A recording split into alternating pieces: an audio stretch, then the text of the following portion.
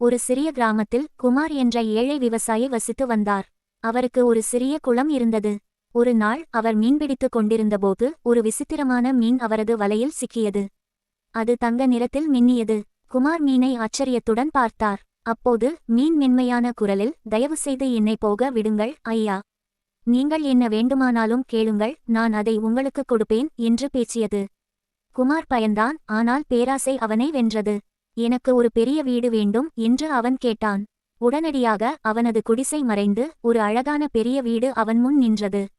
குமார் தனது மகிழ்ச்சியை அடக்க முடியவில்லை. சில நாட்கள் கடந்தன. குமாரின் மனைவி, "எங்களுக்கு நிறைய பணம் தேவை. தயவுசெய்து போய் அந்த தங்க மீனை கேளுங்கள்" என்றாள். குமார் மீண்டும் குளத்திற்குச் சென்றாள். தங்க மீன் வந்தது. பணம் கேட்டான். உடனடியாக அவன் வீடு தங்க நாணயங்களால் நிரம்பியது. நாட்கள் செல்லச் செல்ல குமாரின் ஆசை அதிகரித்துக்கொண்டே இருந்தது. ஒரு நாள் அவன் தங்க மீனிடம், "நான் இந்த கிராமத்தின் தலைவராக வேண்டும்" என்று கேட்டான். தங்க மீன் அமைதியாக அவனை பார்த்தது. எதுவும் பேசாமல் அது குளத்தின் ஆழத்திற்குச் சென்றது. குமார் திரும்பிச் சென்றார். அவரது பெரிய வீடு காணாமல் போயிருந்தது. பழைய குடிசை மீண்டும் அங்கேயே இருந்தது.